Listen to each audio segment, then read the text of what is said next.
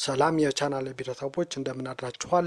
የካቲት 14 ቀን 2018 ዓ.ም የማለዳ ዜናውን ነግራችኋለሁ። በቅድሚያም ዋና ዋና ዜናዎቹን ላስቀድም። የአዲስ አበባ ንግድ ቢሮ ለመዲናው ነዋሪዎች የሚበቃ ስኳር እየቀረበለት እንዳልሆነ አስታውቋል። በዝርዝር እናየዋለን። በሌላ በኢትዮጵያ ከ1000 ሰዎች ውስጥ የመኪና ባለቤት የመሆን እድል ያላቸው 13 ሰው ብቻ ነው ተብሏል።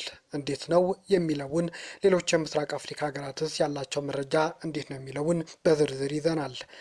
ኢትዮጵያና ኤርትራ ወታደሮቻቸውና የጦር መሳሪያዎቻቸውን በትግራይ አካባቢ እያከማቹ መሆኑን ከቀጠናው ዲፕሎማቶች መሰማቱን ጠቅሶ ብሉምበርግ ዘግቧል። በዚህ ጉዳይም ዘገባ ይዘናል። የተወሰኑ የሱዳን ፈጥኖ ደራሽ ጦር አዛዦች ለፍርድ መቅረብ አለባቸው ሲል የተባበሩት መንግስታት ድርጅት ተናገረ። ለምን የሚለውን በዝርዝር እንነግራችኋለን። እስከ መጨረሻው ድረስ ከኛ ጋር ቆዩ።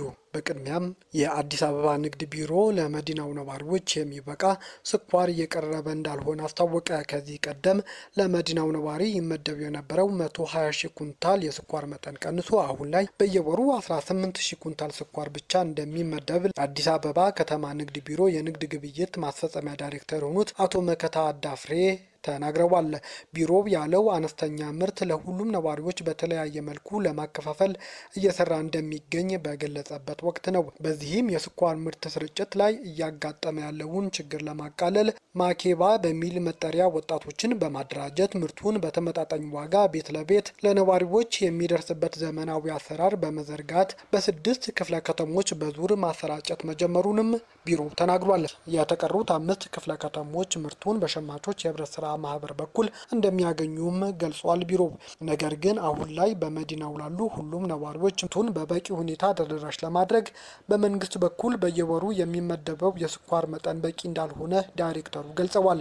ችግሩን ለመቅረፍ ተጨማሪ አቅርቦት እንዲኖር ለንግድና ቀጠናዊ ትስስር ሚኒስቴር በደብዳቤ ጠይቀው ምላሽ እየተጠባበቁ መሆኑንም አስታውቀዋል። በማኬባ አደረጃጀት የስኳር ምርት ለማግኘት የተመዘገቡ ነዋሪዎች ምን ያህል ምርቱ ሳይቆራረጥ ደርሷቸዋል የሚለውን ጉዳይ በቴክኖሎጂ በታገዘ አሰራር ቁጥጥር እንደሚደረግ ተገልጿል። ለአገልግሎቱ ተጠቃሚዎች ስኳር የሚቀርብበት ቀንና ሰዓት በአጭር የጽሁፍ መልእክት እንደሚደርሳቸውም ኃላፊው ገልጸዋል።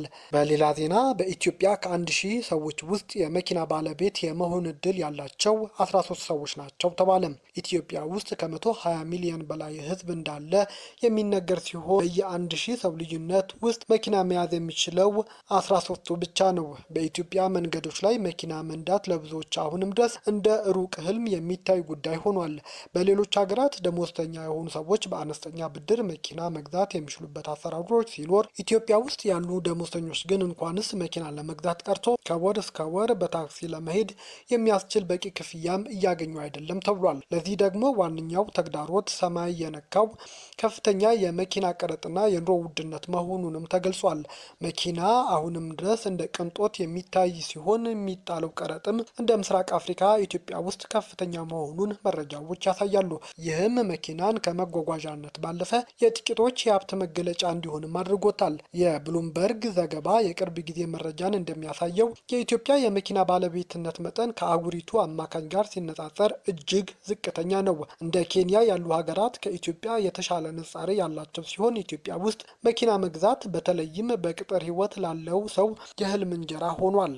በኢትዮጵያ ለ1000 ሰዎች የሚደርሰው 13 ተሽከርካሪ ብቻ ነው። በአፍሪካ አማካይ ለ1000 ሰዎች 73 ተሽከርካሪዎች ይደርሳል። ይህም ልዩነት እንደሚያሳየው በአፍሪካ ደረጃ ያለው አማካይ የመኪና ባለቤትነት ለማሳካት ኢትዮጵያ ገና ብዙ ርቀት መጓዝ እንዳለባት ያሳያል። በጎረቤት ሀገር ኬንያ በአማካይ በ1000 ሰዎች ውስጥ 19 መኪና ይደርሳቸዋል። ከኢትዮጵያም የ6 መኪና ብልጫ አለው። በሌላ ዜና ኢትዮጵያና ኤርትራ ወታደሮቻቸውን ጦር መሳሪያዎቻቸውን በትግራይ አካባቢ እያከማቹ መሆኑን ከቀጠናው ዲፕሎማቶች መስማቱን ጠቅሶ ብሉምበርግ ዘገበ። የኢትዮጵያ ወታደሮችና ጦር መሳሪያ በባህር ዳር በኩል ወደ ሰሜን አቅጣጫ መጓዛቸውን ምንጮች እንደነገሩት የዜና ምንጩ ጠቅሷል። የኤርትራ ወታደሮችም ወደ ትግራይ የተለያዩ ቦታዎች ዘልቀው መግባታቸውን መረዳቱን የዜና ምንጩ አመልክቷል። የኤርትራ መንግስት ቃል አቀባይ የማነ ገብረ መስቀል ኢትዮጵያ ራሷ የምትቆጣጠረው የባህር በር ለማግኘት ለማግኘት የምታደርገው ጥረት ዓለም አቀፍ ድጋፍ የለውም በማለት ነግረውኛል ሲል ብሉምበርግ በዘገባው ላይ ጠቅሷል። በሌላ ዜና የኢትዮጵያ ሰብአዊ መብት ጉባኤ የፌዴራሉ እንዲሁም የአማራና ደቡብ ኢትዮጵያ ክልላዊ መንግስታት በክልሎች በንጹሃን ላይ እያደረሱት ላለው የሰብአዊ መብት ጥሰት በቂ ትኩረት እንዲሰጡ ጠየቀ። ኢሰመጉ በደቡብ ወሎ ዞን ወግዲ ወረዳ ከመንግስት የጸጥታ አካላት በተተኮሰ ከባድ መሳሪያ እናቶችና ሽማግሌዎች ጨምሮ ቁጥራቸው ያልታወቀ ንጹሃን ጥር 26 ቀን መገደላቸውን ገልጿል። በጋሞ ዞን ከዘይሴ ወረዳ የልዩ ወረዳነት ጥያቄ ጋር በተያያዘ የክልሉ ጸጥታ ኃይሎች ጥር 19 ቀን በእርሻ ላይ የነበሩ 4 አርሶ አደሮችን መግደላቸውንና በተያዘው ወርም ቁጥራቸው ያልታወቀ ሲቪሎች እንደተገደሉም ኢሰመጉ ጠቅሷል። ኢሰመጉ ከዘይሴ ወረዳ ከወራት በፊት በጸጥታ አካላት የተያዙ 5 የኢዜማ አባላትም እስካሁን የት እንደደረሱ እንዳልታወቀም አስታውቋል። በህገ ወጥ መንገድ ነዳጅ ሲቀዱ የተያዙ የነዳጅ ማደያ ሰራተኞች በእስራት መቀጣታቸው ተገለጸ። የቅጣት ውሳኔ የተላለፈባቸው ተከሳሾች አዲስ ሙልጌታና ሀረገወይን ዳጉ የተባሉ የኦላ ነዳጅ ማደያ ሰራተኞች ናቸው ተብሏል።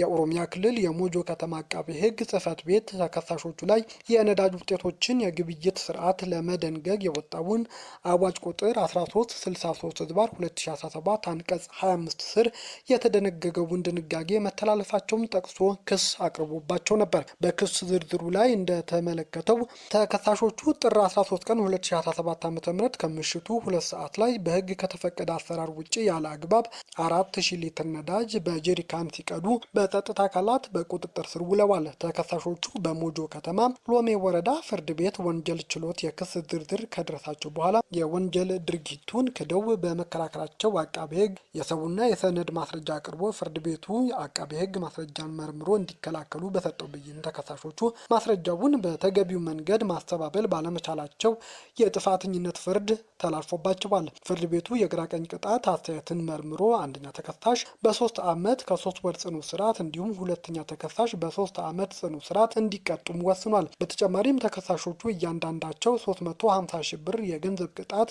እንዲቀጡም የተወሰነ ሲሆን የተያዘው ነዳጅ ተሽጦም ለመንግስት ገቢ እንዲሆን ፍርድ ቤቱ ትዕዛዝ ሰጥቷል። ወደ ውጭ ዜና ስናልፍ የተወሰኑ የሱዳን ፈጥኖ ደራሽ ጦር አዛዦች ለፍርድ መቅረብ አለባቸው ሲል የተባበሩት መንግስታት ድርጅት ተናገረ። በምዕራብ ሱዳን ስልታዊ ከተማ ኤል ፋሽርና አካባቢው በተደረገው ጦርነት የተካፈሉ የፈጥኖ ደራሽ ጦር አዛዦች በዘር ማጥፋት ወንጀል ለፍርድ እንዲቀርቡ የተባበሩት መንግስታት መርማሪ ቡድን ጠየቀ። የተባበሩት መንግስታት የሰብአዊ ምክር ቤት የሰየመው አጣሪ ቡድን እንዳለው ከባለፈው ጥቅምት ጀምሮ አልፋሽር የሚቆጣጠረው የፈጥኖ ደራሽ ጦር የዘር ማጥፋት ወንጀል መፈጸሙን የሚጠቁሙ መረጃዎች አግኝቷል። የሱዳን ፈጥኖ ደራሽ ጦር አልፋሽር ውስጥ መሽጎ በነበረው የሱዳን መከላከያ ሰራዊት ላይ ባለፈው ጥቅምት ወር መጠነ ሰፊ ጥቃት ከመክፈቱ በፊት ስልታዊነቱ ከተማ ለ18 ወራት ከቧት ነበር። አጣሪዎቹ እንደሚሉት የፈጥኖ ደራሽ ጦሩ ተዋጊዎች ከተማይቱን ከመቆጣጠራቸው በፊት በነበሩት 3 ቀናት ውስጥ በተለይ አረብ ባልሆኑ ነዋሪዎች ላይ የፈጸሙት ግፍ ዘግናኝ ነው። መርማሪ ቡድኑ 330 ምስክሮችንና ከግፉ የተረፉ ሰዎችን አነጋግሯል። ቡድኑ ቻድና ደቡብ ሱዳን ተጉዞ ምርመራዎች አድርጓልም። 25 የቪዲዮ መረጃዎችን ትክክለኝነት አረጋግጧል። ቡድኑ እንደሚለው ያገኘው መረጃ ያደረገውም ምርመራ ጥናት ሁሉ የፈጥኖ ደራሽ ጦሩ አባላት አረብ ያልሆኑ ሰዎች እየመረጡ መግደል፣ ማሰቃየትና ማሰደዳቸውን ያረጋግጧል። ግፉ እንዲፈጸም መቀነባበሩንና ዘመቻ እንዲከፈት የጦር ኃይሉ ከፍተኛ አዛዦች መሳተፋቸውን፣ ጥፋቱ በጦርነት መሃል በስህተት የደረሰ ጥፋት ነው ሊባል አይችልም ይላል አጣሪው ቡድኑ።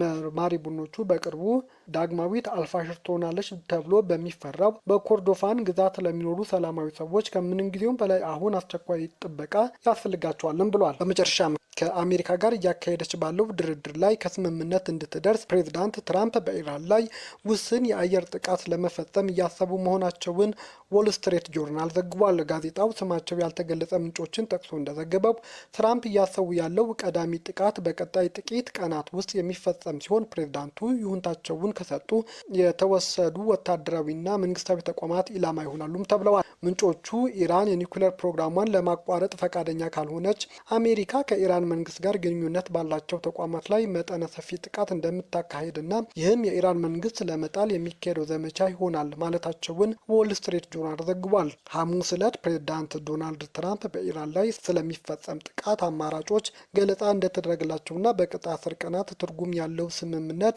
ካልተደረሰ መጥፎ ነገሮች እንደሚከሰት መናገራቸው ተዘግቧል። ባለፉት ሳምንታትና ቀናት አሜሪካ ቁልፍ የባህር ኃይል መርከቦቿንና የአየር ኃይል ተዋጊ እንዲሁም ደጋፊ አውሮፕላኖች ወደ ፋርስ ባህር ሰላጤ አካባቢ አስተማርታለች። ከኢራን ጋር ውጤታማ ስምምነት ላይ መድረስ አስቸጋሪ መሆኑን ለረዥም ዓመታት በተደረጉ ሙከራዎች መረጋገጡን የጠቀሱት ትራምፕ አሁንም በዚያው የሚቀጥሉ ከሆነ ተጨማሪ እርምጃዎች መውሰድ ሊያስፈልግ ይችላል ሲሉ አስጠንቅቀዋል። ይህ በእንዲህ እንዳለ ባለፈው ዓመት ሰኔ ወር ከኢራን ጋር ለ12 ቀናት ጦርነት ውስጥ የገባችው የእስራኤል ጠቅላይ ሚኒስትር ቤንያሚን ኔታንያሁ ኢራን ስህተት ፈጽማ የምታጠቃን ከሆነ ከሚያስቡት በላይ የሆነ ምላሽ ይጠብቃታል ሲሉም አስጠንቅቀዋል። የማለዳ ዜናዎቹ እነዚህ ነበሩ።